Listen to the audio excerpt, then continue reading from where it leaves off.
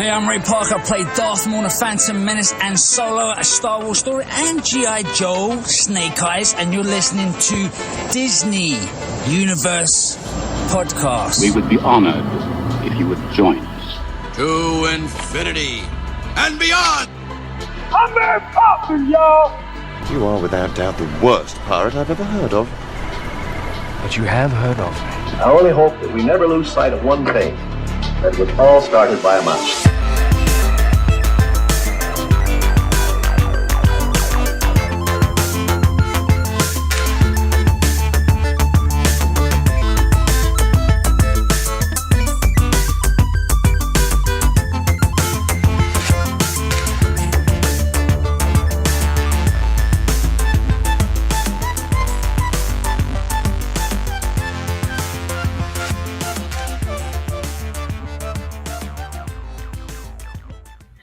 Hey, everybody. Welcome to episode 174 of the Disney Universe Podcast. This is a very special show, something we've been talking about for a long time. And so we are going to be doing what I'm calling the Council of Disney Adults. And we're going to be doing it with some friends here. But of course, we got our normal wackadoodles here. So I am one of your hosts, Joey. Of course, I'm joined by Alex and Ryan. What's up, guys? How you doing? So good so far, man. Ready to stay nice and cuddly here in this crowded house. yes. And like I said, this is going to be more of a roundtable discussion. Like I mentioned, this is something I've been wanting to do for a couple years now, and kind of put this little council together, talking about just Disney adults, the stigma of it, the perception of being a Disney adult, since we are all Disney adults here. And I mean, I talked to, Alex and Ryan for a couple years about it, talked to Becky about it. And now, I invited her on and she's part of the LTP with one of our guests, Mark. I'm doing this all wonky here, but Mark of the LeavingToday Podcast. What's going on? Hey, how's it going? Thanks for inviting us into your little party, your house party tonight. Yes, well, my real house party would have a better connection right now, so okay. Hopefully it won't be too bad. But like I said, we have Becky returning. You remember her from our early Disney Parks draft and a couple other shows. So now part of the LTP. So how's it going, Becky? Yes, I'm doing well. How are you guys doing?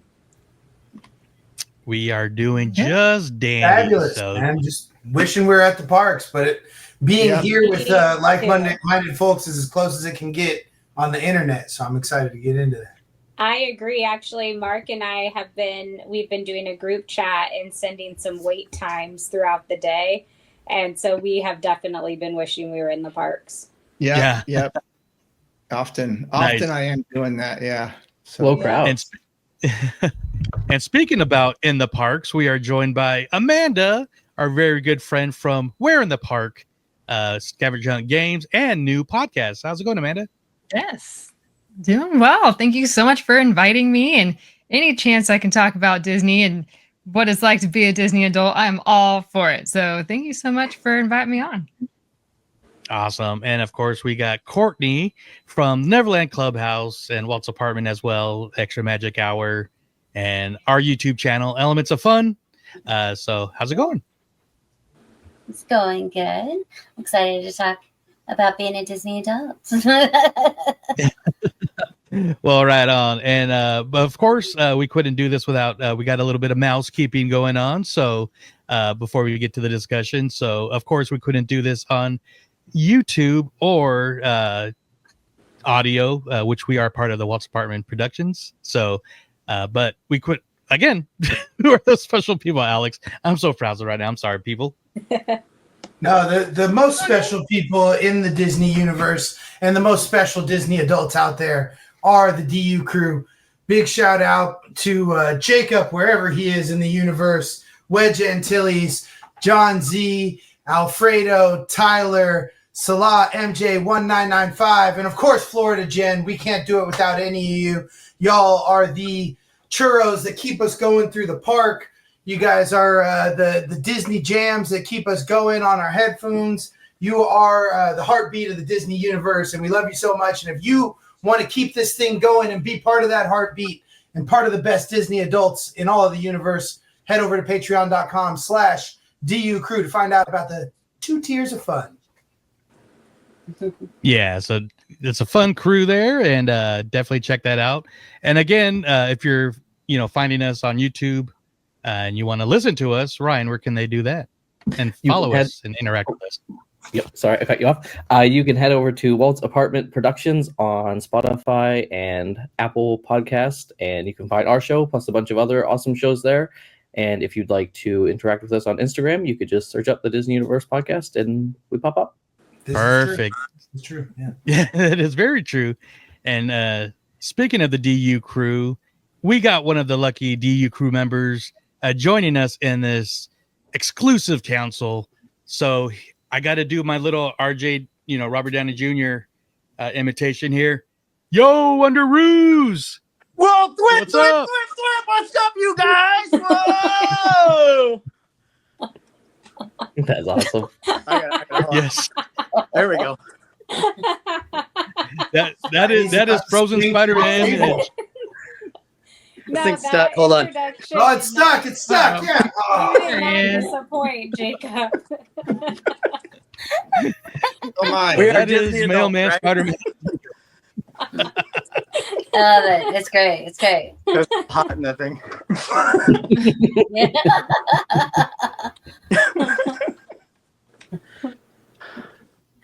Wow.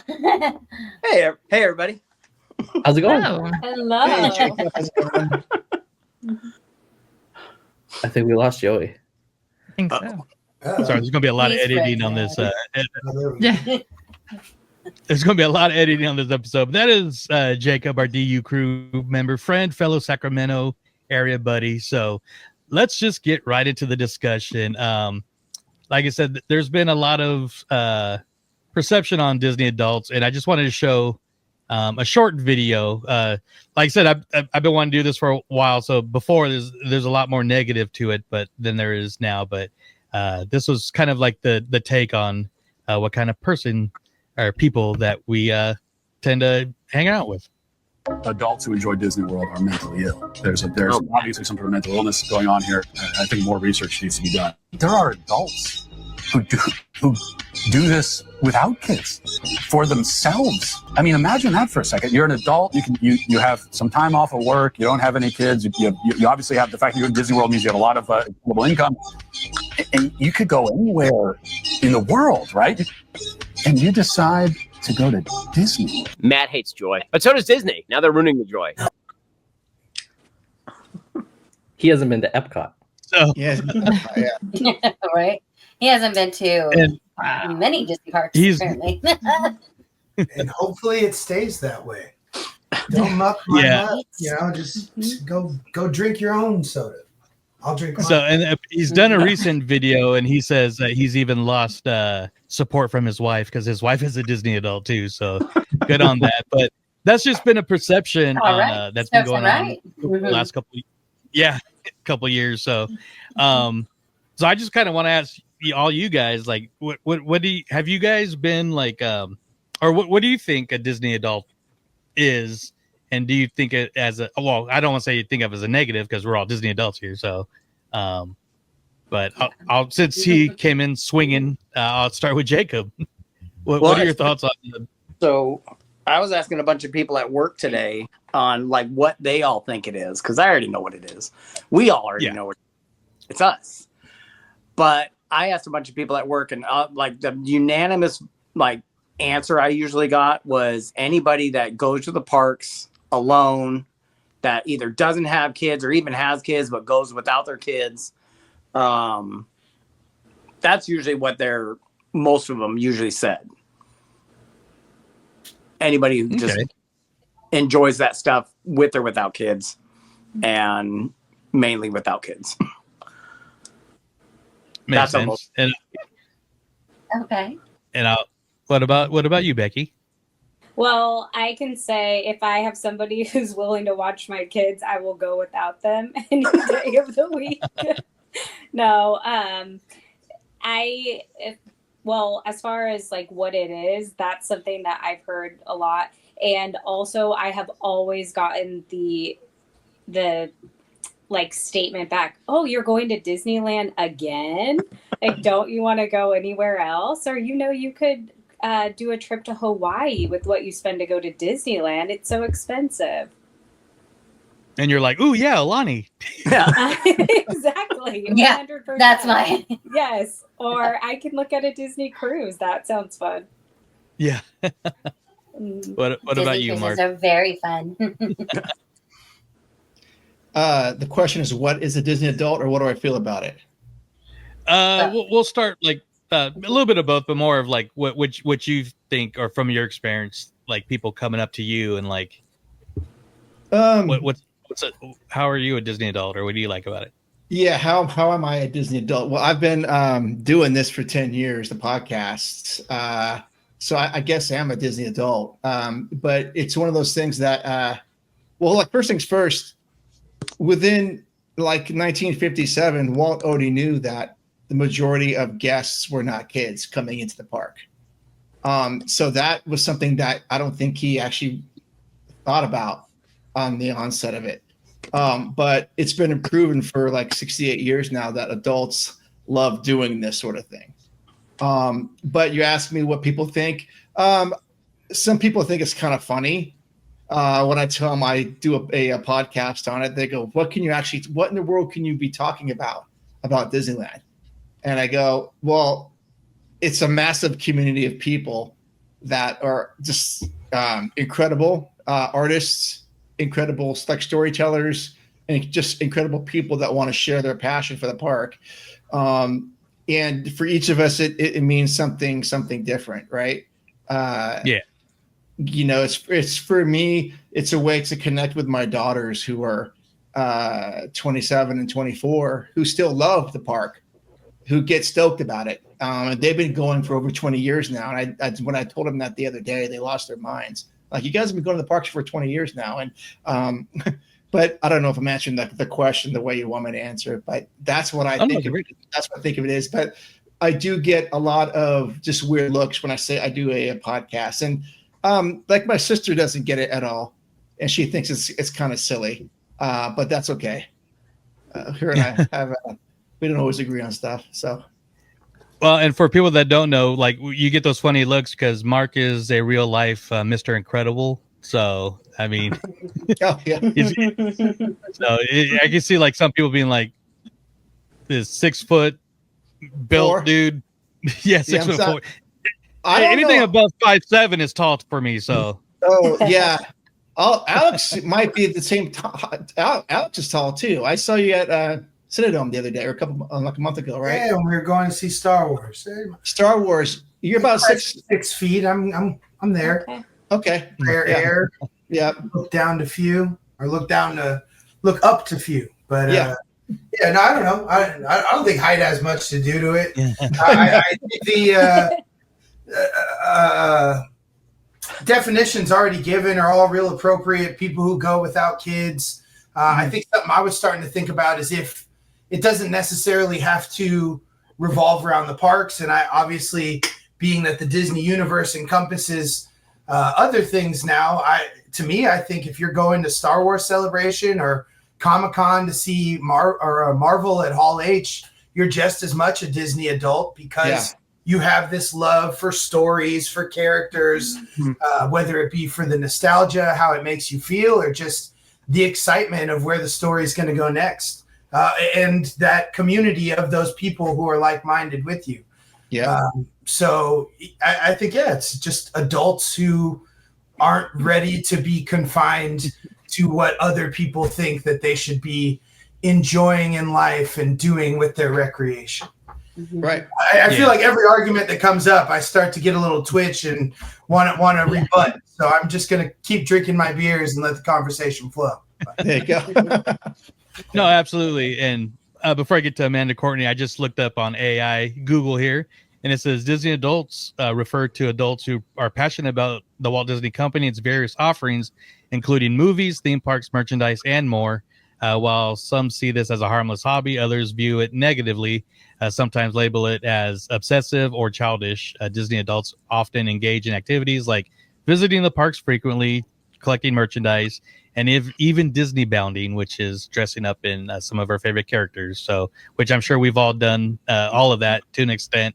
And yeah, but going to Amanda, like it would have kind of the same question. I don't need to repeat it, but like where you've been, you know. Yeah. I've similar to what others have said. I've heard, you know, why do you go so much? Right. We don't have kids. Why on earth would you go when you don't have kids? Another one is, oh, so you must just drink the whole time. Because there's nothing else for you to do there. That with the Disney bounding thing, like it's not Halloween. What are you doing? Like dress appropriately. Let's see. There's a wide variety of things that people have said. A lot of people take the political route, and because they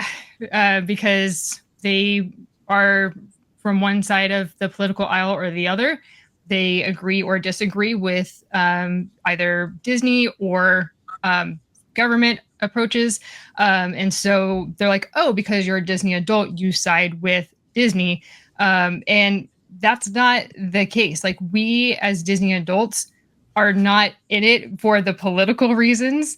And we all have our own opinions as to what's going on around the world. And so to put us all under that umbrella of, you know, we must support Disney politically is just false. So let's just squash that right now. I'm tired of hearing it. And let's just move on. But no, the part that I love, similar to what everyone else was saying, is that we are a community. And when you meet another Disney adult, you know, like, you just clicked on another level. Like, you guys get it, and you don't have to explain yourself. You don't have to like be something you're not. Like, we are a very inviting and welcoming community, and we get it. We get it. And, you know, there's going to be things that for those non-Disney adults, they have their thing too, and their people just get it.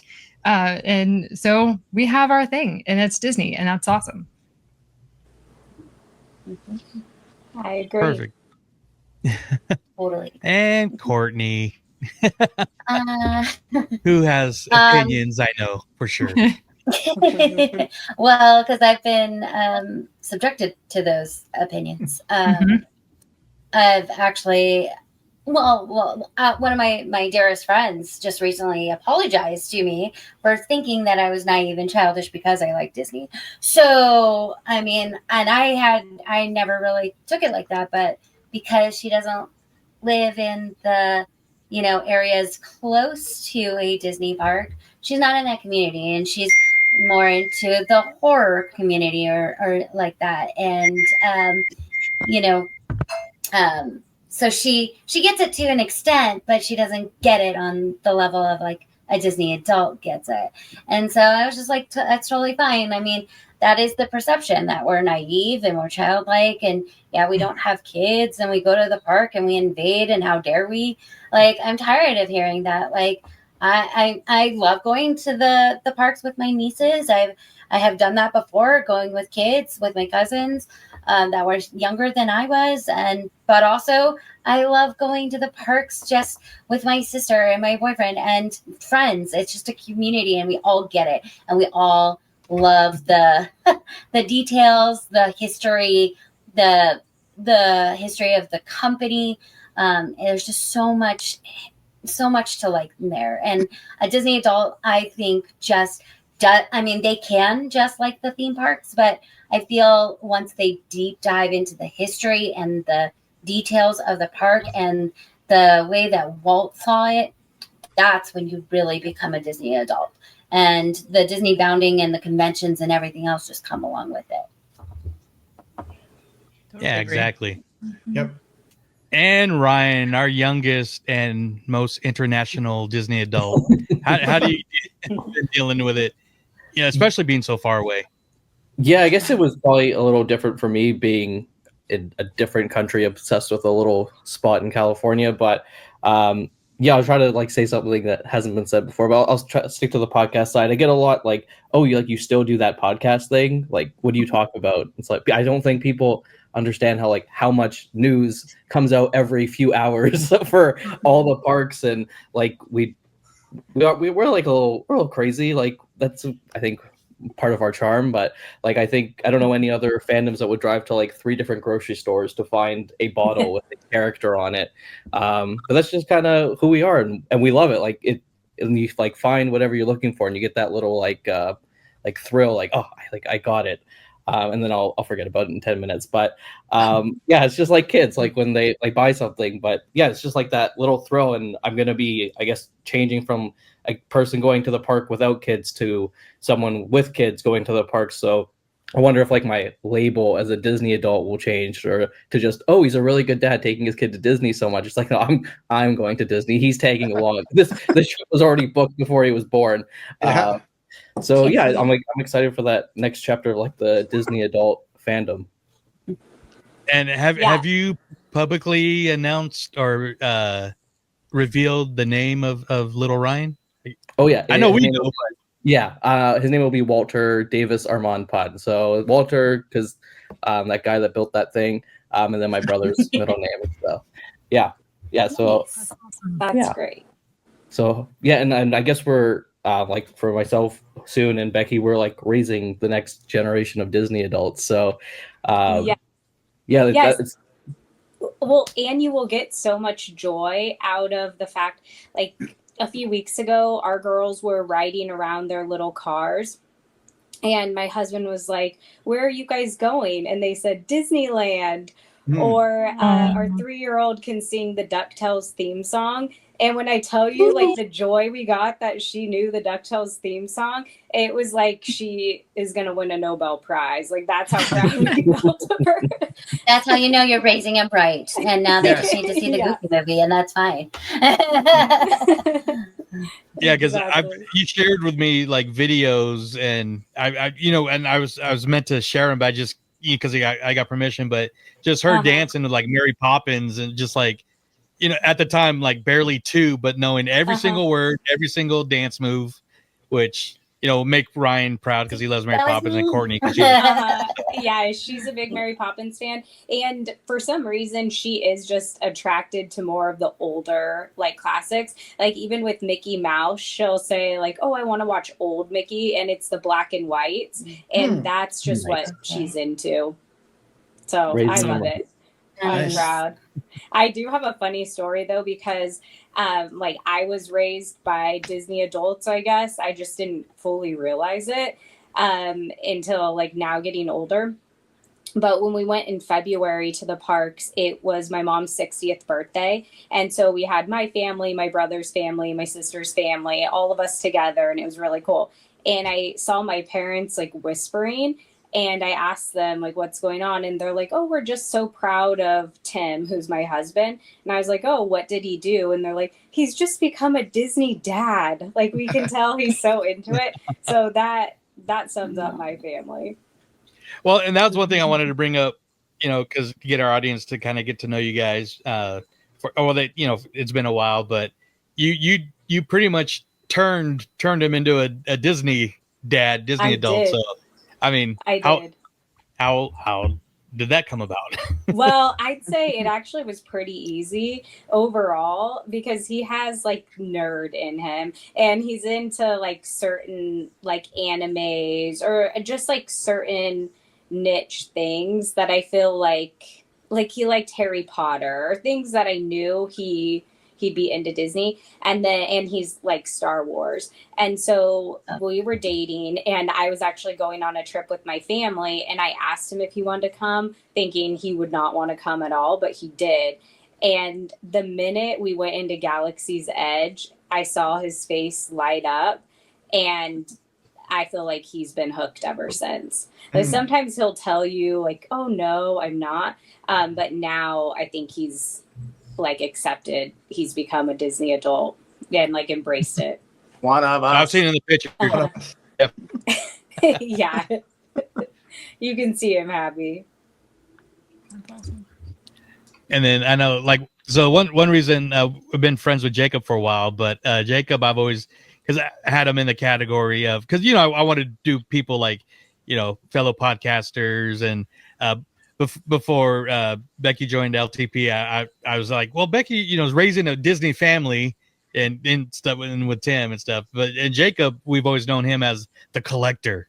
So, like, you know, how long did you get into, and what are some of your biggest like collections of Disney merchandise? Well, it used to be pins. Pins used to be my biggest one. Yeah, that kind of.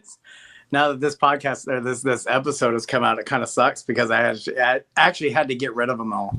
I sold them all, and so yeah, that sucked. But that's I'm so sorry for your loss. Yeah, that was a lot of years. Yeah, that was a lot of work and a lot of money. Yeah.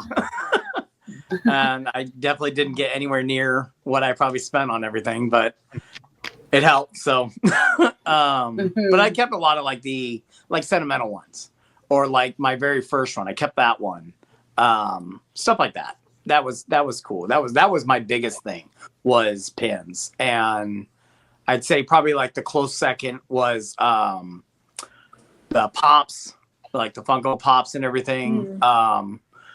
It really sucks I don't have a way to display them all, because a lot of them are all at my parents in Texas. So yeah, and road trip, huh?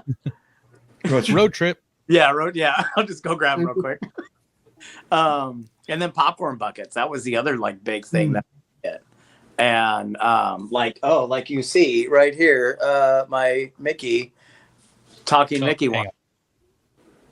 You got a talking Mickey one? Supervisor at work went and got it for me. He picked it up while he was down there. That was nice. So nice. That's awesome. Yeah, so that was pretty cool. And yeah, and then like some of the sippers and stuff like that, and I've got but it was mainly the popcorn buckets I liked. But I don't get all of them. I just like the ones I like. So, but yeah, that's and then you know, Lego sets. Oh, as you see there too, Indiana Jones Lego set. So, but yeah, that was all my biggest ones, and my main ones was the pins, popcorn buckets, Funko Pops, and the buckets. That was, and I wasn't one of those guys that had to be like, oh, I have to have this because you know, a cool thing. I'm gonna get it. Yeah. No, I wanted it. I got it. So yeah. Yeah, I've been there on some of those popcorn purchases. You even talked me into getting the green alien, which was actually pretty badass. So eating out of his mouth, that was sweet. Yeah. Oh, I got a picture of it. I'll try to find it. It's somewhere on here. But the fun thing about I always joke around with Jacob and Alex, where they're two of the best people I ever met in Disney singles group on Facebook. And friends all these years. And Alex, you know, we talked about this even out of recording. And one of the things mentions is people going to the parks by themselves. I'm like, well, yeah, we would go to the parks by ourselves, but we had friends that usually meet up with people, some of the local, but still traveling with ourselves. But, you know, I know you did that plenty of times. Yeah, it definitely made going to the park by myself a little bit more enjoyable as a single Disney adult. But yeah, I mean, there's nothing wrong with just going to the park by yourself. I mean, I've had in those trips many times by myself. You know, those are the best times. You got no one else to worry about who wants to do what ride you're doing next, you know, where you're going to eat or drink. So that's always fun. It's kind of a little extra time to rededicate yourself to the details. Nice. Yeah, and I know Mark goes to the park a lot, but you've always lived in Northern California? You didn't live down there, did you? No, I've always been a NorCal guy. Yeah, Bay Area. Yeah, and here. Yeah. Okay, and like, did you go as a kid or? Yeah, my mom. So growing up, it was just my mom and my sister and I. And so we got to pick one trip every year, and we would do the Disneyland Knott's Berry Farm two-step. But I would say that my home park is Great America. Because we live really, really close to that. Have you been recently? I was there a couple years ago, and it broke my heart. Yeah, I haven't been in the last 10 years at all. Seeing some videos and obviously hearing the news about how it's doomed to close. I really hope the 49ers were going to buy it and just turn it into a 49er theme park because it's adjacent to their stadium and they have to close on game days anyway. But well, that land is zoned for amusement, so I'm not quite sure what's going to happen. I mean, Santa Clara does not want that park gone, so it'd be interesting to see how that gets developed. But so we would go to Great America quite often, but our big trips are always Disneyland and Knott's Berry Farm until we realized, if we can pick 2 days, we'd rather go to Disneyland twice and not Knott's Berry Farm. So yeah, I grew up doing that. So. Nice. And then what finally kind of pulled the trigger to start Leaving Today? Oh, a little LTP history here. Okay. So yeah, I know you told me before, but I mean, I went a lot as a kid and a lot in the 80s. I went like once in 1992, right when Fantasmic was getting built out of Rivers of America. And then from there, I stopped going until my daughters were born. And so like in 2003, we took our daughters there. And I was kind of anxious about going because it had been like 11 years since I'd been. And I didn't really want to go with kids because I didn't want to deal with strollers and things like that. And I was feeling overwhelmed. But within a minute of going through the park, everything just triggered back for me. And I go, this is what it's about. You see it in the park through your kids' eyes. Fast forward, I don't know, 4 years, I guess, 5 years. I started thinking about, hold on. I started the podcast in 2016, so a lot longer than that. We would go often, like once a year with my daughters, and I always had a lot to talk about. No one would listen. So I go, man, I have to start talking about this because it's going to end up killing me. So that's how I ended up starting it, figuring out how to do podcasting in 2015 and 16. And here I am. So that's what really started, is actually seeing it through them. So it's funny, though, I don't collect, and you didn't ask, but I'll say I don't collect anything whatsoever from Disneyland, except maybe the books. But I have a lot of joy watching my daughters collect like the Starbucks mugs. And those ridiculous Loungefly bags. They're all into those things. So we have a good time looking for those things. I have no idea what bags they like, but they seem to know exactly like which ones. But I have so much fun just getting like the mugs with them and trying to figure those things out. But yeah, I wish I collected stuff like pins and Funko Pop stuff, but I just don't. You have so much extra money. You get a nice collection of vintage stuff and albums and really cool stuff, I think. So. Oh, at my house, that stuff. It's mostly like the girl stuff. They used to collect the popcorn buckets too. And then you also have a lot of books. Yeah, books. Yep. Mm-hmm. I do a lot of reading of that for sure, and I want the new one too. The Happiest Place on Earth. I have the new one. Did anybody if you're a 23 gold member, you get that one. That's right. Did anybody receive it yet for the gold member gift? I guess Courtney did. Yeah. Oh, I got the complete set, so I got everything. But you already received them. I'm waiting for mine. Yeah, no, I got mine. Mine renewed in January, so I had to wait 5 months for it. So, yeah. Okay, mine renewed in February, so it should be around the corner. Yeah. Now, you could tell that, like Becky mentioned, you got a great book collection, and you've had pretty amazing authors and artists on your show. If you mention some of those. Oh yeah, I mean, so we've got current Disney artist Sam Carter. Is definitely someone we could talk to. He's been on the show a few times. Marcy Carricker Smothers, who writes for Disney Books, is a good friend of ours. She's been on the show several times. In fact, she did a tour with us at Walt Disney Family Museum. a couple of Disney authors that did like the encyclopedia of Disneyland. We got Sam Genoway, who wrote the Disneyland story. is a friend of ours, went on the show. Of course, like Philander. You guys were talking about doing a VIP tour. Philander's a friend of mine as well. We love Philander. I follow him. Yeah, I love that guy. Yeah, he's big. Yeah. Yeah. When I was there last, we ran into each other at the Grand California. He just gave me like this hug, and I'm like, "What's up, brother?" So he's gonna be back on the show. As a side note, too, it's his birthday. It's his 40th birthday today. Yeah. Happy birthday, Philander. Happy birthday, Philander. Yes. So yeah, and it's a Monday. Perfect. Yeah, tons of Disney artists and authors and people that work for the company, but this isn't the LTP show, so let's get. Oh, I know. Okay. Well, I don't want to kind of again moving over to Amanda. Amanda, I know we love the story, but what kind of got you guys into making the We're in the Park scavenger hunt game? So my husband Kevin and my mom Kim and I, we were part of Mouse for Life scavenger hunt groups that they put on every single year at Disneyland.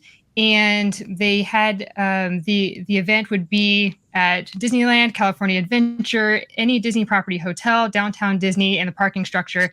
And you had 110 images, close-up details of things. They were in black and white, not really sure which way is up. Really zoomed in details, and you had 8 hours. Good luck. And so we were on the winning team 6 out of 8 years and 5 years running. So we're reigning champs. And we did that because every single time we were at the parks, we made it a point to take thousands and thousands of pictures of anything we thought would be scavenger hunt worthy. And then we would quiz each other throughout the year. We would edit the images, make them black and white, flip them, send them to each other saying, hey, where in the park is this? And so, come game time, we were pretty ready. And then COVID happened and we couldn't get together the same way. The reservation system changed. And so we had thousands of images that we were just sitting on.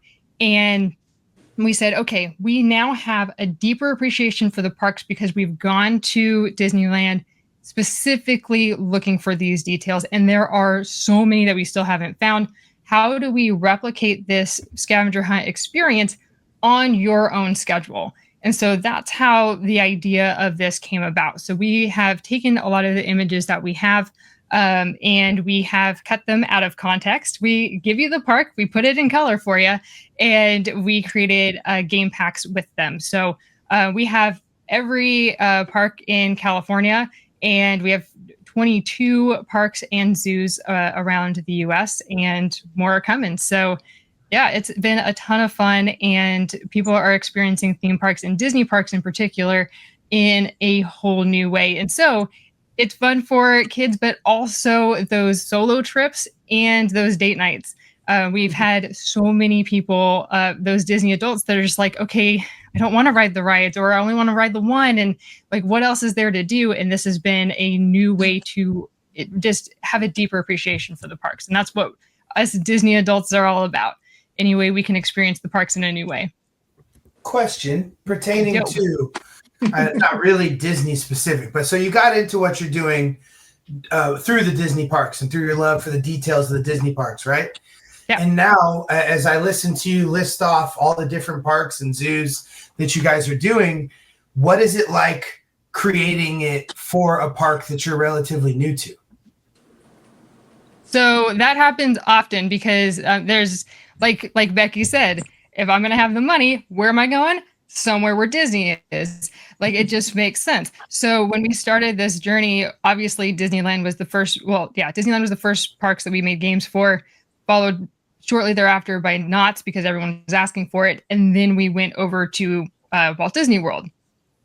But then there's all these other people that are saying, okay, well, I can't get to those places. Now what about this park? California Great America, for example. And so we're like, okay, we need to venture out there. And seeing a park for the very first time, we've been to 18 other parks that we've never been to. But we're going there just for the purpose of taking photos and making game packs. It is very, very, it trains your eyes to see things in a different way. So our first go around is just getting the lay of the land. And then the second go around through the theme park is to look specifically for those details. And so places like SeaWorld properties, they are a spaghetti bowl. Their walkways don't really make sense, and they don't have themed lands. Those are more challenging to get your bearings versus a Disney park. You know you're in Frontierland, you know you're in Tomorrowland, and you can compartmentalize easier than you can at a SeaWorld park or even a Cedar Fair park. So it's, typically when we go to these brand new parks, we're only there for a day. And so we book it around doing one trip, the lay of the land, and then another trip taking pictures of the details. So. And I just want to say it's pretty up to date. Me and Courtney have been with Kevin, Amanda, and Kim while they're doing quality control, and man, they don't mess around. We were getting tired just following, but I mean, it was because Kevin would be like, I can spot him from a mile away. It's hilarious. It's awesome. So. That's very cool.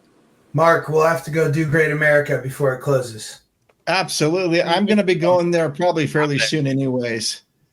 But I mean, we'll get the pack and we'll go look for the details. See if, absolutely. For a place that's changed so much in the time I was going frequently, with I knew it from Marriott's to Paramount's to California's Great America. So when you say Marriott's, tell me what years you were going there, Alex? I mean, probably first years I remember would be like 89. Okay. Mine was I don't know if that still included Marriott's, but I remember when it became Paramount's Great America. Okay. That was awesome. Not really fully understanding what that meant with all the movies, but then when the movies came in, I thought that was really cool. Yeah. I was just talking to people about Joe going to see F1 in D-Box and how I want to do that because I assume it's going to be like Days of Thunder at Great America. Yeah, better. Yeah, it might be. It's just basically like the baseline for any moving seat ride I go on at this point. There you go.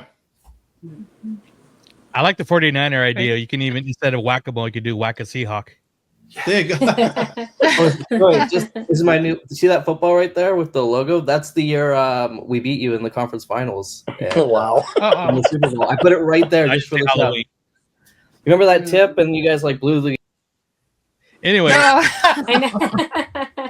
left the bit. Nice, Joe. You should let him stay. He's only got one ball after all. Hey, we you guys haven't won since I've been alive. I'm one almost ball. 30. He's only got one ball. Let him be 30 this year, and I've never seen San Francisco win. 30. That's so old. Could be in a city with 2 balls or 3 balls. Kick him out again. 30 is old. 5 balls. Love you guys. But it's a nice star speeder right next to your ball. It is a really cool star speeder. Yeah. Or this side. Is it this side? Yeah, and Mike Myers. Yeah, the other one's other one's Halloween. So yes. Courtney's friend would appreciate that Halloween. Hey, I got something I want to ask everybody. It kind of ties into what we were saying about Disney adults, but it's more of like a rapid fire thing, right? In everybody's, when we're talking about what Disney adult is kind of defined as, or, the way people perceive us in our lives, a lot of it, I think, is people just can't wrap their head around why you'd want to spend all your money going to a place that's for kids or whatever's their perception. So I wonder if there's anything that you just can't wrap your head around what other people do. I'll start NASCAR. I don't get it. Okay. And this isn't about poking fun or saying people are dumb, but it's about reframing that I can understand why people might not understand why I like what I like. Because there's things that I don't understand why people like it. So I wonder, to each of you, is there some sort of fandom or thing that you just don't get? I have one, but I'm kind of scared to say it.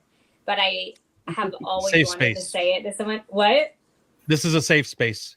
Space, actually, yeah, I don't understand why anyone would want to go to space, but I don't get Beyonce, and I'm sorry. I don't get her either. I don't get her either. Or Taylor.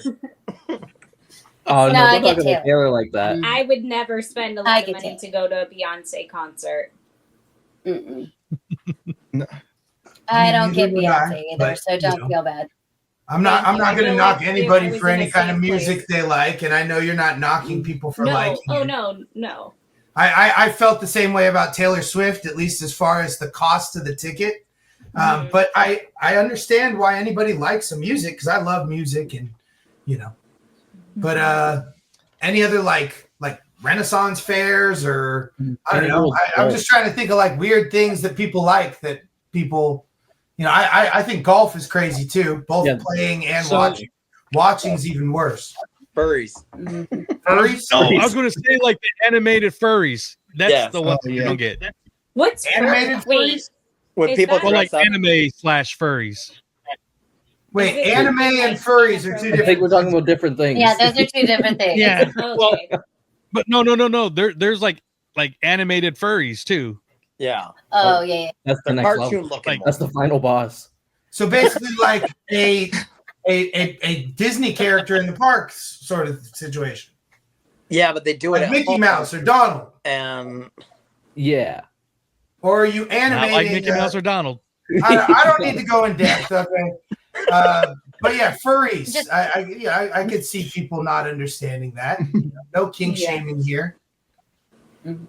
I don't know. I guess I'm just trying to put perspective to That's a very good question. Yeah. people not understanding what we love, and just using it from the standpoint of everybody's got their something. So why worry about what other people 49ers fans. For no, it's a really great question for me. Oh, bye Ryan. No, for me, when you asked the question, I immediately knew the answer, and I'm sorry if I offend anybody here. Again, safe space.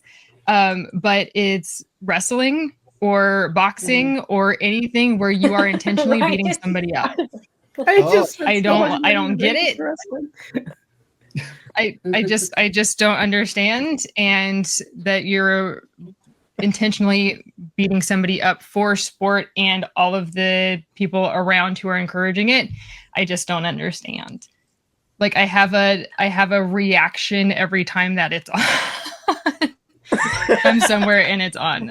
any sort of combat sports, you're saying, right? Any sort of combat sports? Yeah. Boxing, Like, you mean wrestling, like MMA. wrestling, like Is the WWE, wrestling like- a little different because it's kind of pageantry, or no? Wrestling's a Yeah, show. it's like it's fake, but like UFC is real. So I understand the UFC. Like people are like getting permanent brain damage. Right. Yeah. It's both. It's both. It's the physical beating up and the acting. Like it's both. That I just don't understand the fandom. As a wrestling fan, I think they probably get it just as much as Disney adults, if not more. So I see that. I think we could probably poke fun at moms and grandmas for soap operas to that extent as well. Stories. But again, not about poking fun. I guess I'm just trying to elaborate the cloud more on things that people don't understand as far as fandom. Yeah. Mm-hmm. Yeah. Awesome. Sometimes I don't understand the anime fandom. I don't get that either. I mean, I have tried. I mean, I like Sailor Moon back in the day, but that's about the only anime that like I really was able to get into. The rest I like of it, Star I Wars was just Visions. like, why? I don't know. No, It just was weird to me. Well, I guess at the end of the day, there are so many different, fandoms and things as far as content and music and activities that people could do. I just like enjoying Disney and going to Disney parks and stuff. So people are always going to have opinions and want to point the finger at someone else being weird. I guess, in some degrees to make themselves feel a little bit better, put them a little higher and the other person on a lower pedestal. So as the Disney adult and whatever, I guess if you're listening to this or watching this as someone at home who doesn't understand, just say, hey, You know, I mean, I've probably got something that other people don't understand as well. And if you don't, I'm sorry, but you're probably a really boring person. There you go. Well, I do think I couldn't imagine being all cookie cutter, just doing all the same stuff, like, and looking for approval from others for everything that you do.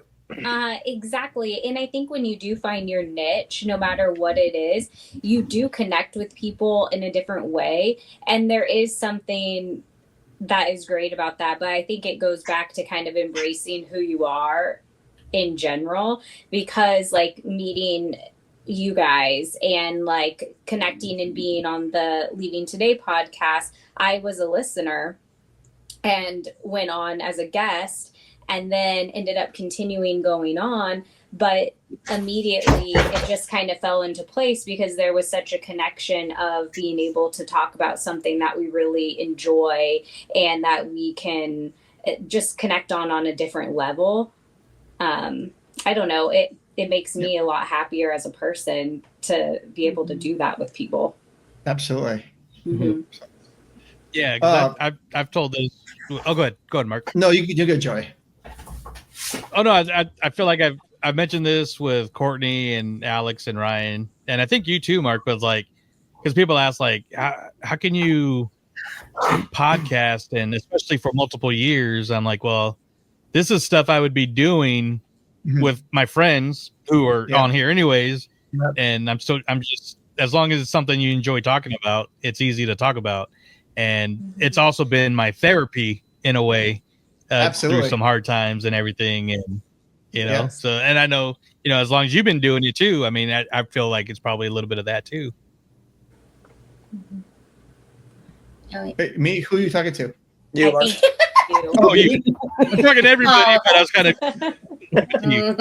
Oh yeah, 100%. It's been very therapeutic for me to come on every 2 weeks and talk about stuff that I would be talking about anyways. And I mean, it's a great way to, you know, it's something to look forward to every 2 weeks, is get to talk to different people or your tribe here about certain things that are going on in the park. And it's a great way just to put away all the other nonsense and what's going on in your life, and just be able to talk about Matterhorns and churros and rivers of America and, you know, with like-minded people. Yeah. Yeah. And like for me personally, it kind of was my way after having kids to like start finding myself again, because I knew I had dedicated me time that I had to set aside. I told somebody I would be there. And then it was to talk about a subject that I enjoyed and could have fun with. And that's been so important to me, you know, so it really goes much deeper than, you know, just talking about churros. For sure. Although that's fun. Yeah.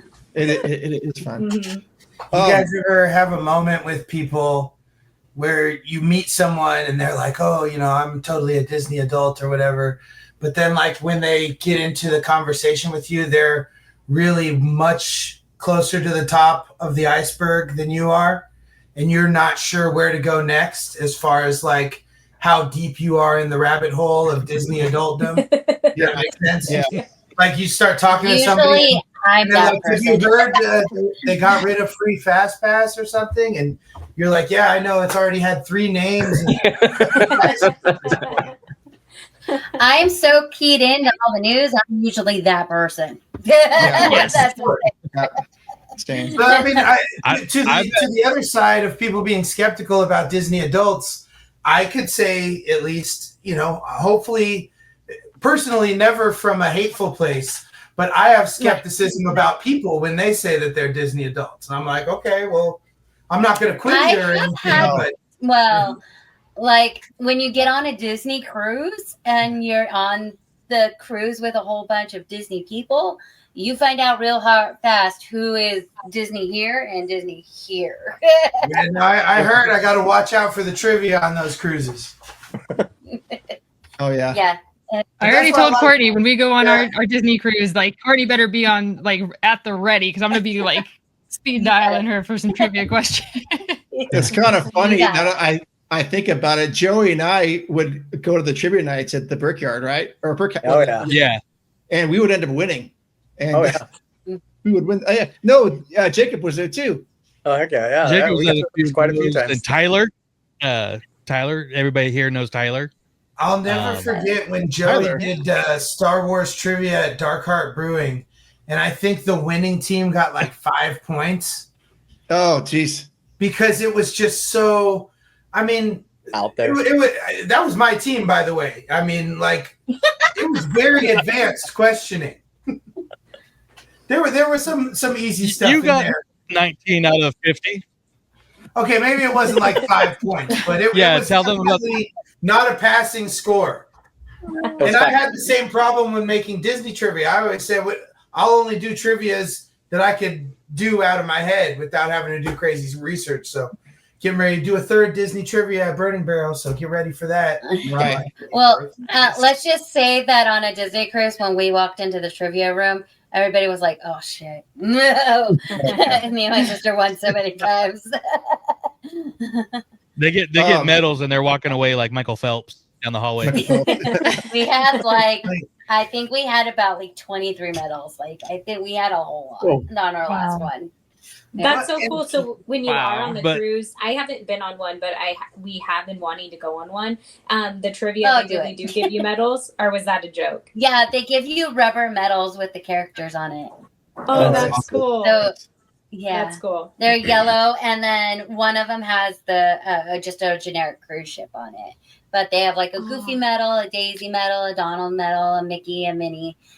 Some of you we didn't know which ones would what medals we would get, but there are specific ones where you only get Mickey at. So yeah, very cool. You have to fight. And like Mark was talking about, I think they did a whole month of Disney trivia where every week was a different category, and I think we placed 3 out of the 4 weeks. So we just kept holding on to the gift cards, and on the final one, I think we had $95. Yeah, Wow.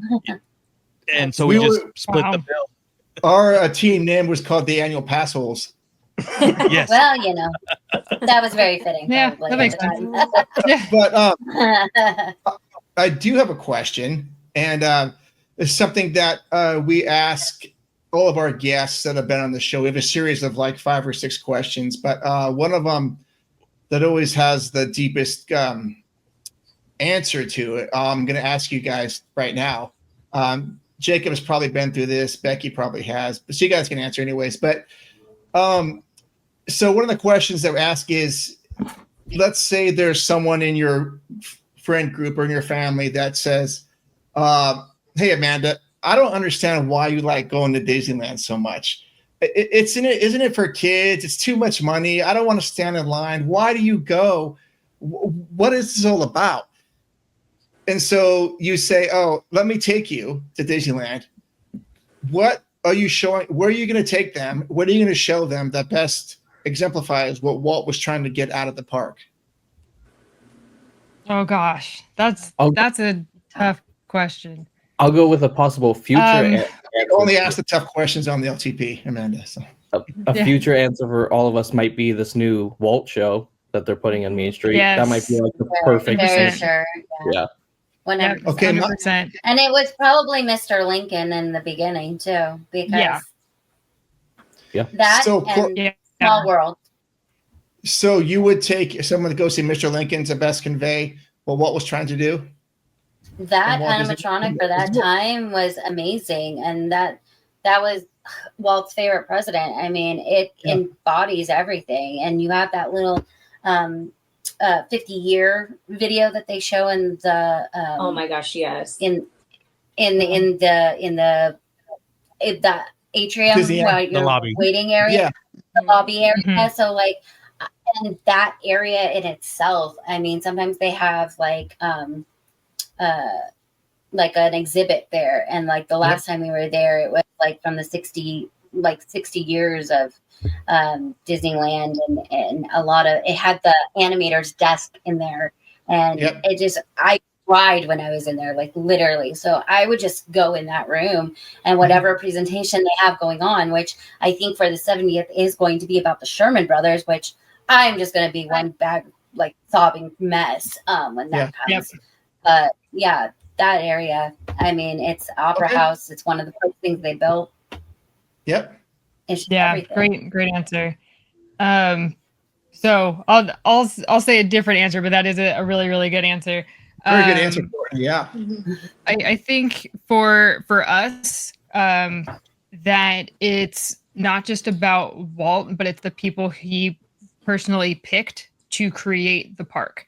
And so for us, it would probably be a walk down Main Street, a slow walk, and going through the names of those who have windows and what they did and what their contributions to the place that they are standing in, and going to the flagpole and reading that dedication plaque, and just you hear it in his voice and it just sends chills every time.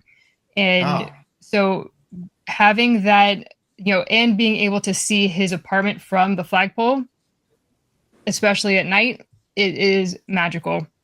So I think, we've talked about it on several other podcasts, but Walt knows how to pick them. And, he sees talent in people that they had no idea they had that talent, and asked them to work on projects. They were like, I don't know how to do that. Well, you're going to find out, and you're going to be known in the history books for doing it. It's so to walk down memory lane and be like, okay, this person did this, and this person did this, and this, and this. And, the collaborative effort to bring Walt's dream into what we have today, I think would be my gift to others. So. That's a solid answer. 2 solid answers right off the jump here. Awesome. Who wants to go next? Well, was that your answer, Ryan, as well? Going to see I'll go with that in the railroad. Just a trip around the park. Oh, can't go wrong with that. Big Smooth, you're up. Are we just talking about like what one thing would you take them to try and embody the whole thing, or like what am I doing to show somebody a good time and why I like to go here? I can tell Alex has the day planned out. Like he has planned out everything. For sure. Planned out. That's where I was going with this. Exactly. Something I always tell people when they come at me about Disneyland and how expensive it is. And I said, okay, there's add-ons, there's souvenirs, there's food and things. But at the end of the day, even at this crazy price of, I believe, about $200 for one park for one day at peak, you get all the rides in Disneyland Park from 8 a.m. to midnight for $200. That's $12.50 an hour, just the cost of 2 coffees nowadays per hour over the course of a whole day. So we're thinking maybe 2 to 3 days work can get you in to Walt's Magic Kingdom, the happiest place on earth, where you can be a pirate buccaneer. You can be a part of what may not be yours, but your parents' favorite fairy tales growing up. And I'm sure things that they shared with you. You can go off the space, or what we now get to enjoy as this vintage look at what space in the future was supposed to look like. Yeah. I'm, of course, making sure to show them all the best ways to use mobile order and Lightning Lane. And this isn't just a shill to the park, but it's true. Time is money. And if you can save time in the park, you're saving money. You're having a good time. I'll still remember one of my favorite times at the park was going with a group of friends for one of my friends' birthday. We did the matching shirts thing again. And I still don't know how I did it. I know how you do it, but you got to be moving with intent, knowing where you're going and what you're doing to see World of Color, fireworks. I don't know if the parade was going as well, but Fantasmic. We got 3 night spectaculars in one night. And after that trip, everybody I was with was like, that's a true feat. I could not put going to Disneyland with you against any other trip. I had never done Disneyland like that before. It was amazing.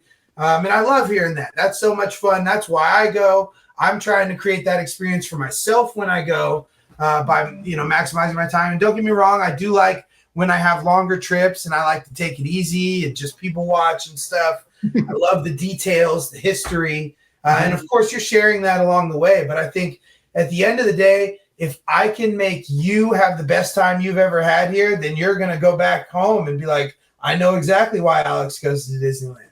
Solid answer, Alex. Love that.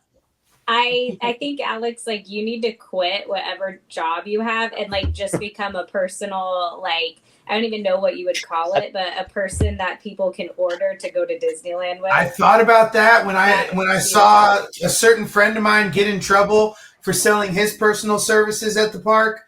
I thought twice about it. Wink, wink. Yeah. So I'm just It's going a to say, different type of Disney adult. That's totally different type of Disney. I always wonder the guys with the flags. Is it just okay if you're, visiting from another country and it's a tour group? Because I don't. Can you run a tour group in Disneyland? I mean, that's a really good They're point. gonna flag you for that, right? They flag you for that. Yeah, you can't. Yeah. But if it's from another country, then like I assume I've seen the flag, like it's a translation, right? You can't just say they can't do that. I'm sure they buy their tickets through Disney and it's okayed. And I apologize if I'm talking about something I know not of. And this is not like a serious thing I thought of, but I have, seriously thought of it. But I'll tell you one thing, Becky. When somebody asks Alex, like, why should I don't know what to try here at Burning Barrel, you get to answer with the same passion as how to plan a Disney trip. So, and actually, speaking of fruity or hoppy, baby, which way are we going down the rabbit hole? And the awesome thing is I've met new friends through Alex, through people talking to him being Disney fans too. So I mean, yeah, that's going to get you a tiki glass on Tuesday night. Yes. Oh yeah, because he can't go. Oh, sorry. Yeah, are you guys going to the Jungle Bird, Mark? For the Disneyland?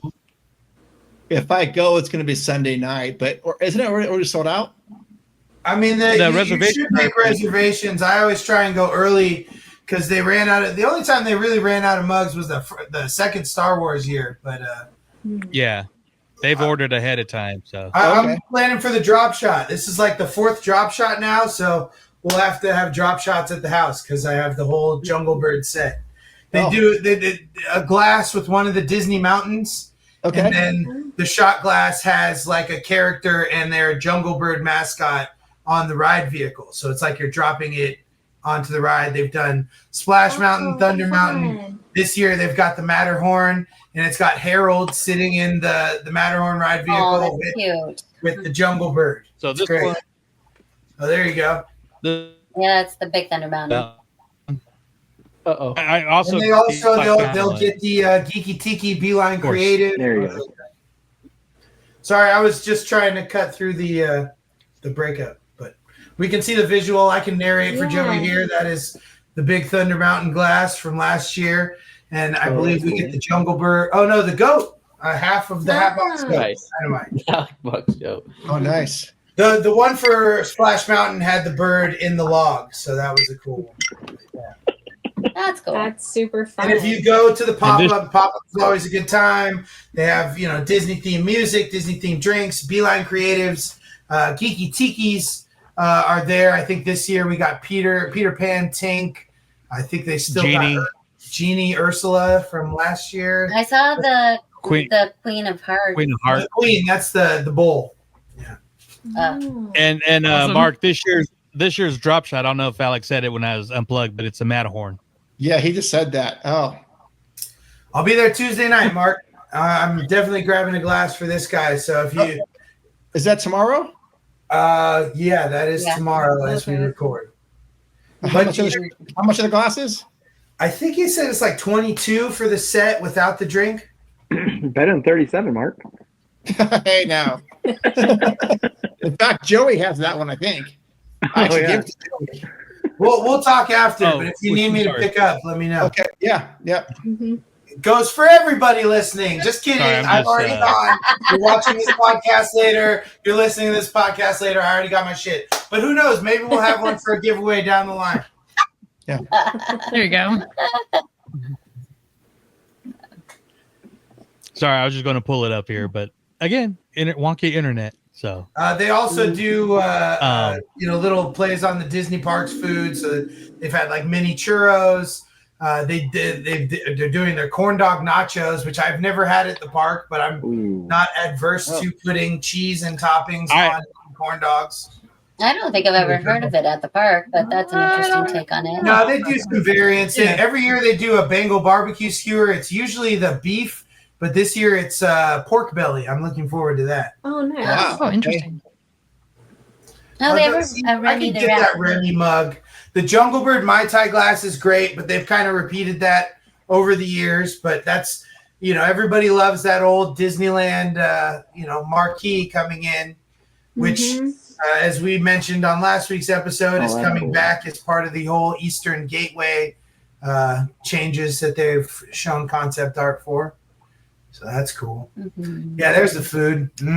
Let's talk food, Ryan. Oh, awesome. I like those. Yeah, the cozy cone mac and cheese. That's fun. Yes, in a bread cone, the pork belly skewer. There's the Space Mountain mini corn dog nachos. Ooh. There's bacon burgers new. Yeah, the bacon burger is a new one. Churros of the Caribbean. Always love that. So yeah, it's just a good time. And again, we're gonna run into a lot of Disney adults. We always run into friends we know from around the local Sacramento Disney community there on the first night. And every night people are wearing their mouse ears and stuff. It's a good time. We got a good community here in Sacramento. Another place we've talked about here on the show is Stage 9 Collectibles in Old Town Sac. Shout out to Troy and what he's built down there. But they have a great vault downstairs with like a ton of awesome Disney memorabilia, including a ride vehicle from Snow White's Scary Adventures. And last time I was there, it was sold.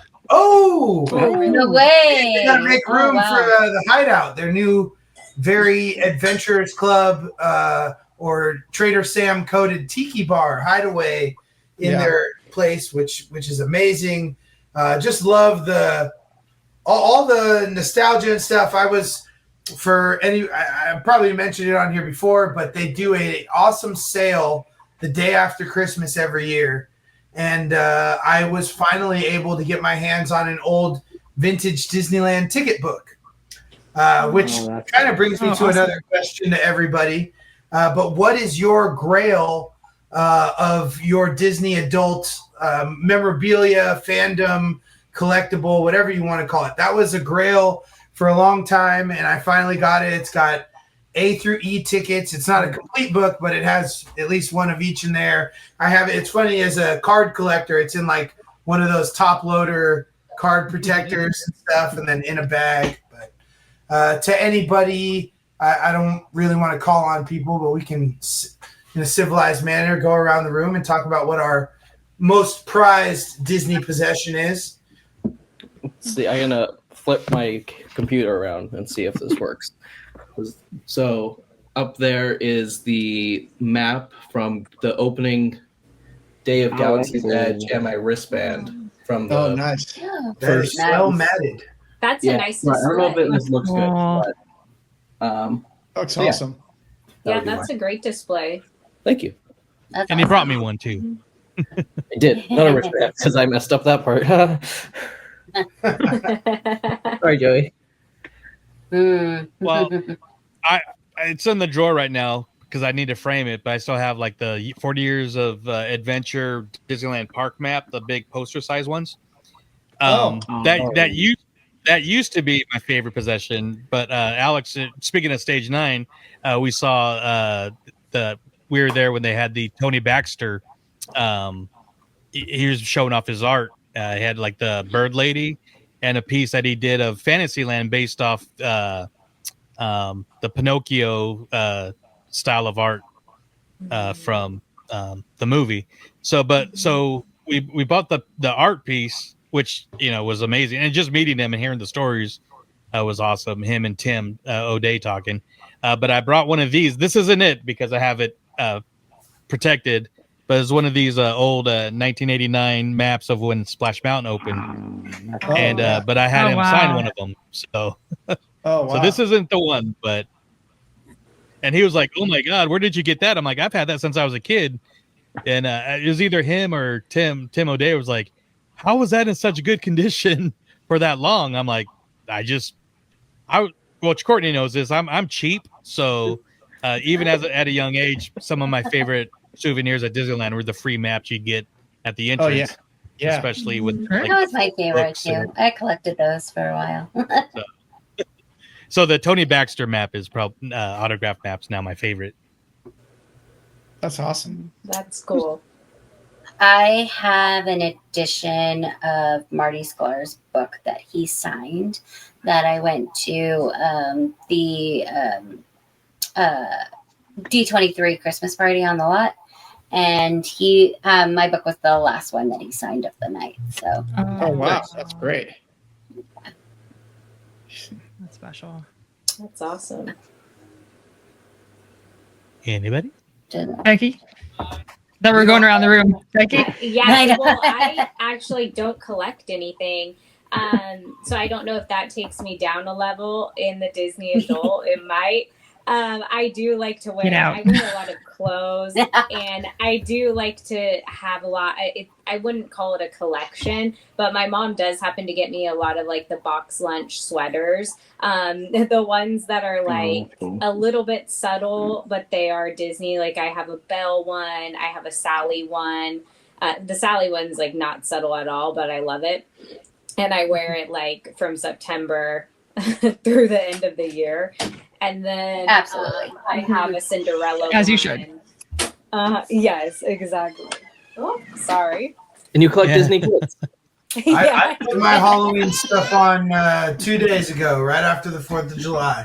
Like every other oh, so city. you're July 5th Halloween. Okay, got it. I mean, I'm not If it decorating fits the house yet, but it's like the changing of the seasons, right? What else is there in between? And if Yeah, we're gonna if it fits the theme of our collection, if it fits the theme of our collection, it is up all year round. Seasons don't mean anything in a Disney house. The hardest part of celebrating Halloween in Sacramento is how hot it is for the whole time leading up to October 31st. Oh, totally. Yeah. I can't do Halloween when it's 90 degrees or higher. Same in LA. Same in LA. Yeah, it's tough. Oh no! I know we're going to Oogie Boogie the beginning of September, so it's going to be. Oh yeah, every time I've done Oogie Boogie, it's been hot into the night. Yeah, If try not, doing Oogie Boogie when you're like dressed as the Mad Hatter with like the jacket and the hat and the scarf and everything. And I went like to the nines, full out. It was a velvet jacket and it was sweltering hot for Oogie Boogie. if not, So Jacob the collector, you have a favorite? Oh, there you go. Oh, sorry. Well, I was just gonna say, if not a thing, like a memory or something of like a moment where your Disney fandom may have peaked, or like, I mean, not peaked in a bad way, but just like you're like, I didn't know I was that deep into it. Well, it's all packed away in a box, but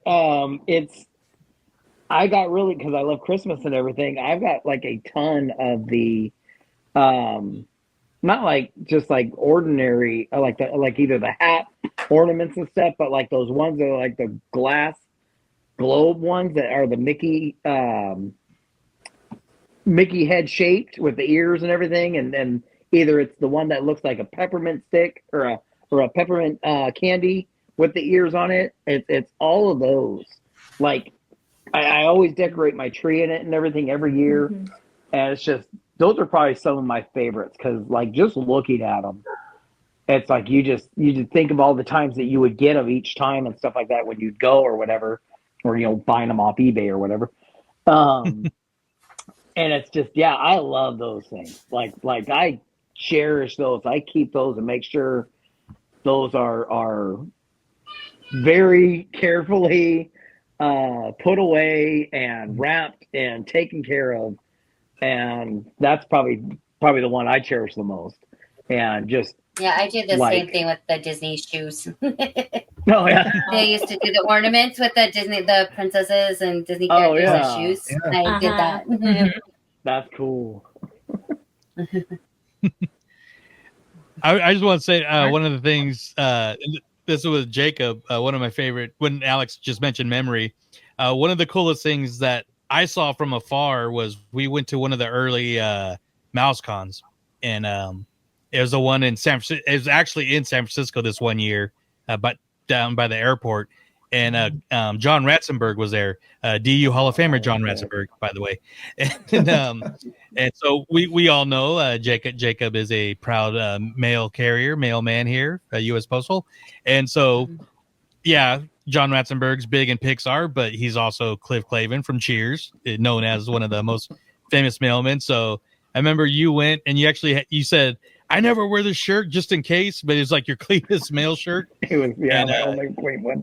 Yeah, and you had him sign it, but the look on his face, because he was signing Ham, he was signing just different Funko Pops and stuff, but he's like, this is so cool. Like, nobody's ever actually had me sign a mail shirt before. And I was thinking, because you're not supposed to take pictures, so I was back and had pictures of it, but I could hear the conversation. And the fact that he was super jazzed about, the mail shirt, autographing something non-Disney, but it was at a Disney event, so it was okay to mention. So that was so cool, because I actually just found that out when my last trip to my parents recently was I found it in a box. So I was thankful. Like, I thought I lost it somehow. Like, maybe I accidentally wore it and just ruined it at work or something. But no, it was packed away in a box at my parents and stuff. So I was like so happy to actually find that. And I think one of your recent episodes, you had mentioned that again. And so I had found those pictures and stuff that you had taken. And so that was a cool experience. That right there will probably answer my question to Alex about your Disney experience or memory. Yeah, that one will stick around for a long time. But I had him sign a Ham Pop too. So. Oh, that too. Yeah. Of course, you had to. Yeah, yeah. I'll have to get something Disney. Exactly.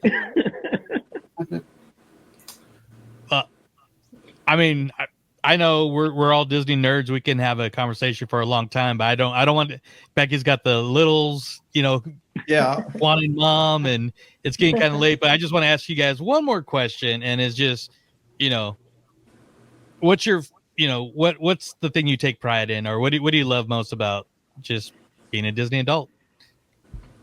And I'll just I'll start with Alex this time. We'll go Alex. We'll kind of snake it. Alex, Ryan, Courtney, and all that. I have fun. At the end of the day, we're here for a good time. We're not here for a long time. So let's have fun while we're doing it.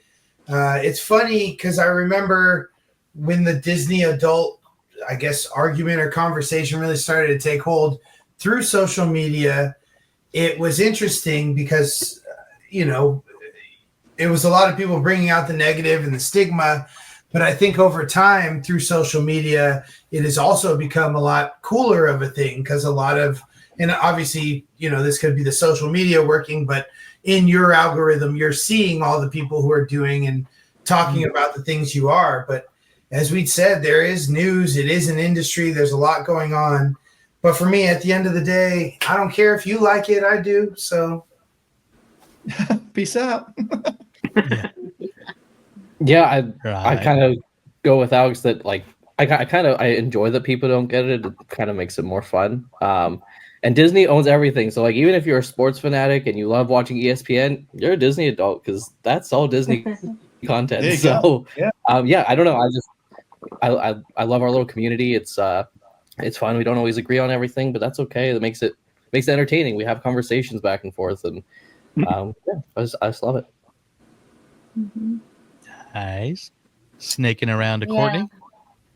It's been really fun, especially being in the podcast atmosphere of it all. I've gotten to do some really cool deep dives into stuff. Gotten to talk about stuff that people were like, oh, shut up, why do you talk about Disney all the time?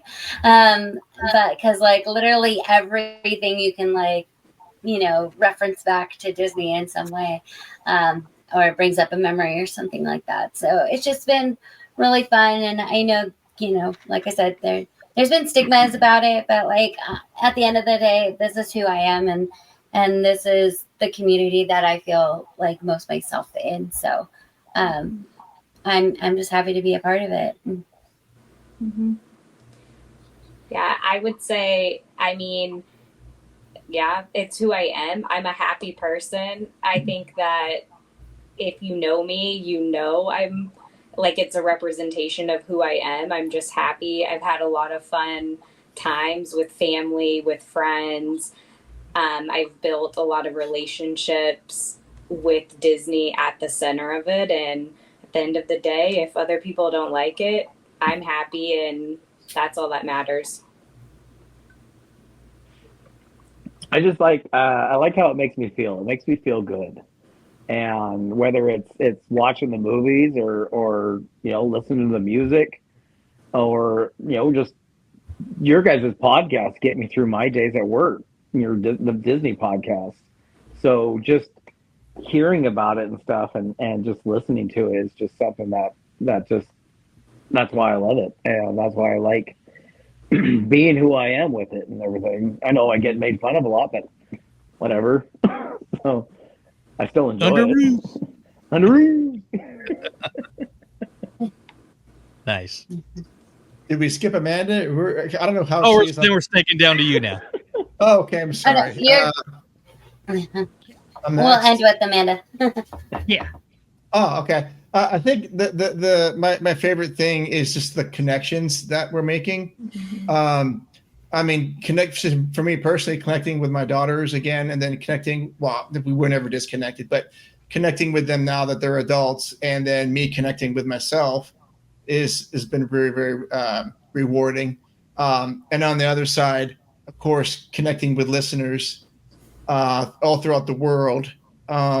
Just when people just message me or something and they'll say how it's, and this is so stupid to be honest, but how it's changed their lives or impacted their lives, or I've had people call me about going through cancer and going through radiation treatments, and if they can listen to our nonsense for an hour and a half while they're getting treatments, it blows my mind that people listen to that kind of stuff and value it.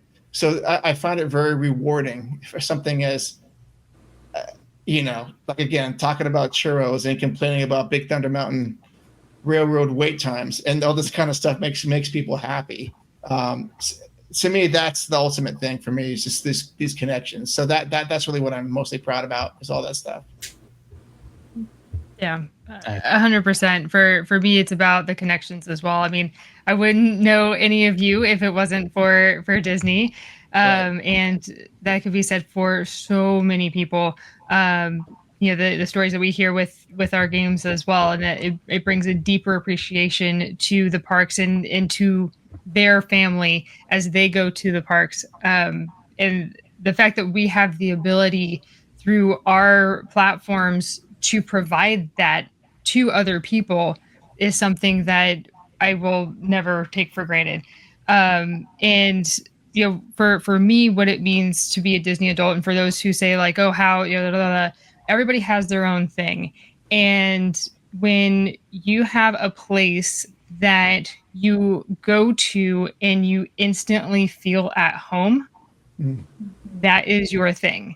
And for me, that's walking through the gates and seeing Main Street and seeing the train station.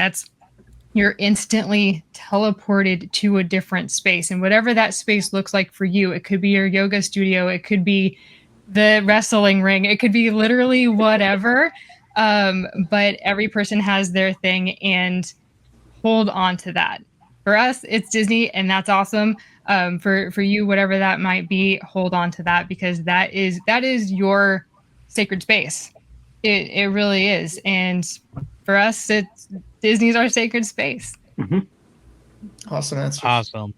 Exactly. Yeah, and for me, like as long as I can remember, I've always been a Disney fan, but between the parks and the movies, TV, music, like Jacob said, and like Becky kind of said, it kind of structured who I am. Like if you guys listen to the Mando show, I'm the unapologetic, Star Wars fan, because I'm always optimistic, and I got that at a young age, that Walt was the optimist, and I've always kind of held on to that. But no, like you said, the community, like me and Ryan, we met Becky through the early days of All Aboard. Then I met Mark through All Aboard when you guys were a guest, and I started listening. I'm like, I've said this before. I'm like, oh, that's a weird.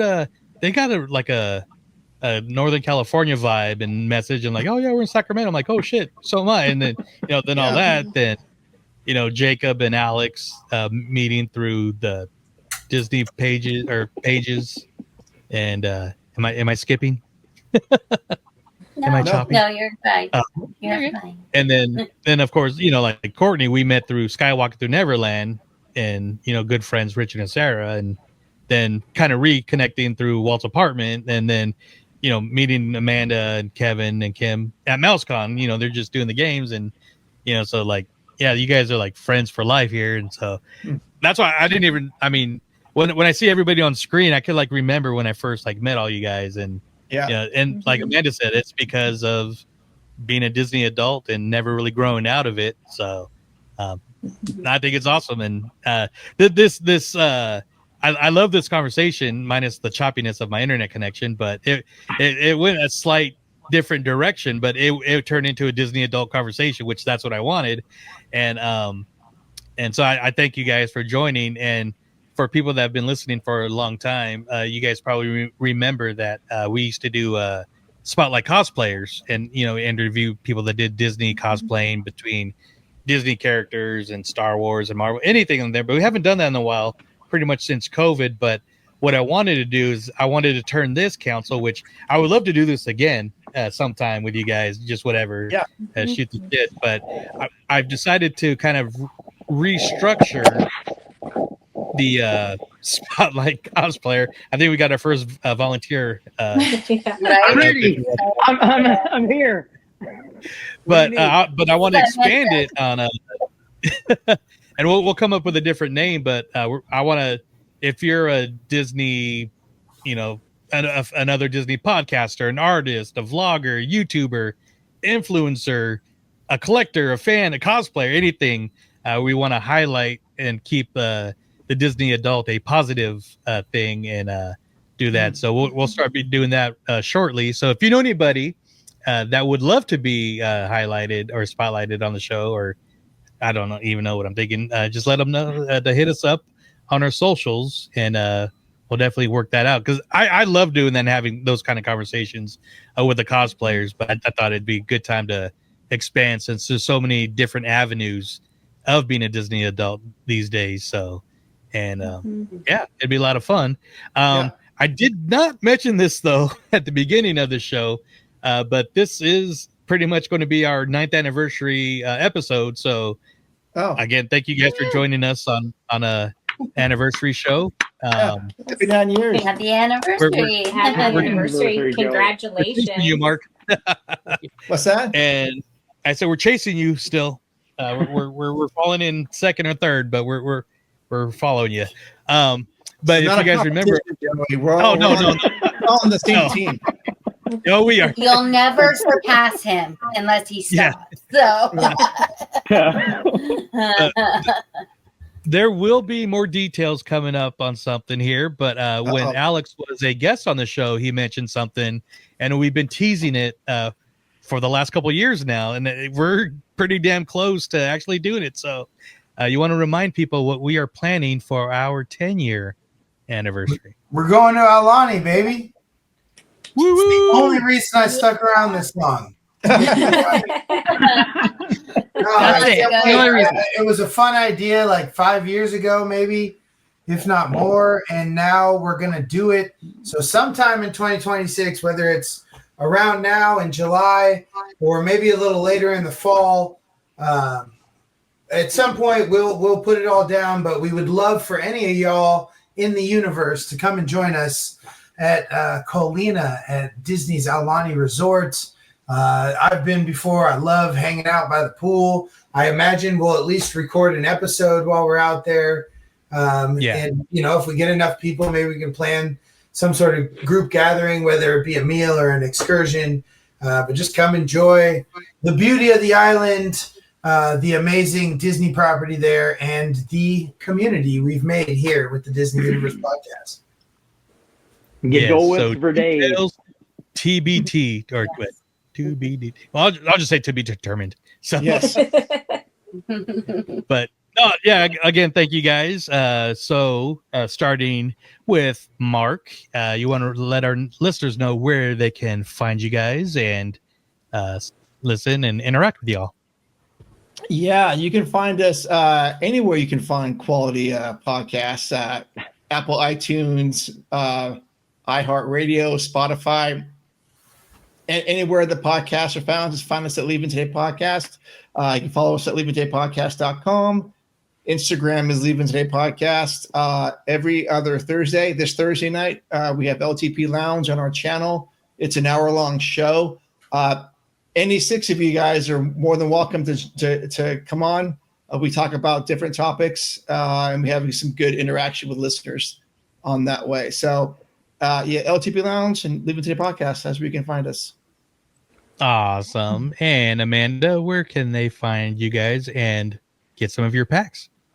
Yeah, you can go to whereinthepark.com.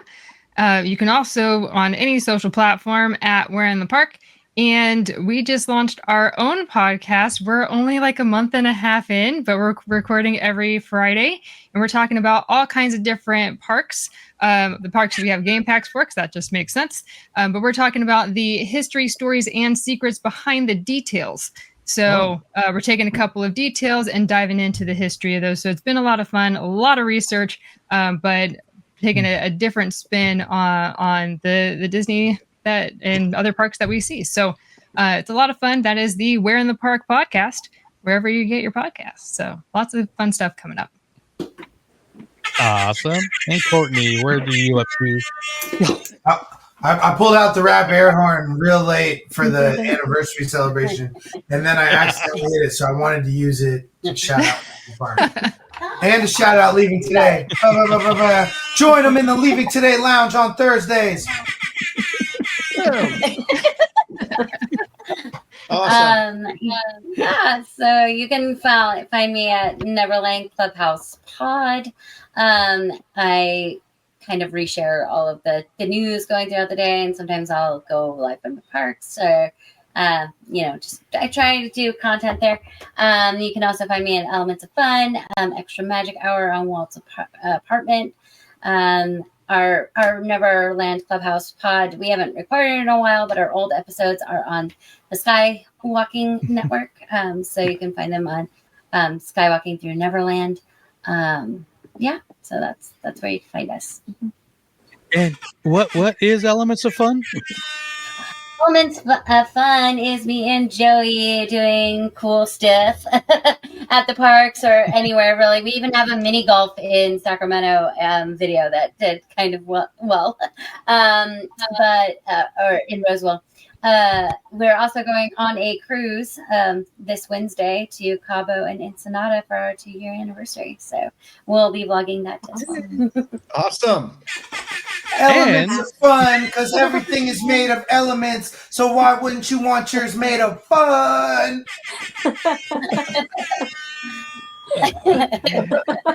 And if you go to Elements of Fun, you can actually get a discount for We're in the Park. So yeah, you can on that link using Elephant10. That's right, ELEFUN, the number 1, the number 0 for those of y'all listening at home. And Becky, if you have any place you want to send people. Yeah, you can find me with Mark on the Leaving Today podcast, wherever you get your podcasts. And you can find me on Instagram at Becky_Weimer, BECKY_WEIMER. There you go. Nice. And like I said, LTP, yeah, you know me. Oh! So we've been talking about this so long. We had it before Becky was part of the show. So now I feel bad that I didn't invite Udi, but he doesn't have a computer. So, so we'll have yes, I'm using my phone. Another. Yes. He has no excuse now. Yeah. My bad, Udi. Jacob, where can people you find can you? find me on my route. I'm out in the Arden Park area. I go to McDonald's You can find me Taco Bell. Okay.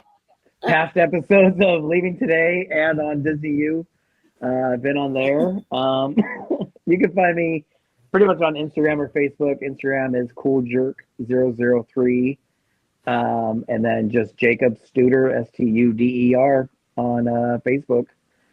That's about the only place you're really going to find me. Right on. And like Shout I out mentioned, to the DU crew, coolest mailman in the universe. Make sure you leash your dogs and they're well behaved. Here's your mail. Here's your mail. Here's your mail. jury duty. And I feel bad because like I mentioned, it's our 9th anniversary. So shout out to also friends and past hosts of the show, Corey, Jungle Cruiser, and of course producer Christy, who also did a lot of stuff with Leave It Today as well too. So you guys are missed but not forgotten, and hope all is well. And of course, happy birthday to a little place called Disneyland, 70 years young, and can't wait to see you in a few days. So yeah, great time. But of course, once again, we'd love to shout out our very special people again. Alfredo. Alex. We're going to Wedge Antilles. Florida Jen. John Z. Jacob. Salah MJ 1995. And Tyler. You guys are the DU crew. We love you guys so much. You are the best in the universe, the best adults who love Disney in the universe. And we wouldn't be here without you. We thank you so much for your contributions and for being part of our universe. And if you want to join our tighter knit universe that we call the DU crew, head over to patreon.com/DU crew for all the info. Awesome. There it is. I was waiting for that. and of course, myself, Alex, Ryan, Courtney, and Amanda are part of the Waltz Apartment Productions. A super amount of shows and YouTube and all that good stuff. So shout out to Sean and Sam and Dave and everybody. Sorry if I forget anybody. Kelly, Lou, and Amber, Lou, Kevin, Lou, Kevin, yeah, Tim. So it's a fun team, and check us out Wednesday live on YouTube and Facebook, and join the show. A lot of fun. So, yeah. And I thought I had the thing here, but I don't. So, but yeah, thank you guys again, and for this Council of Disney Adults. And once again, hit us up if you want to be featured in a future episode. But we will see you guys later, and I guess until next time, may the force be with you. Shit, till infinity and beyond. Are you really going back there again? Yes, I am. always.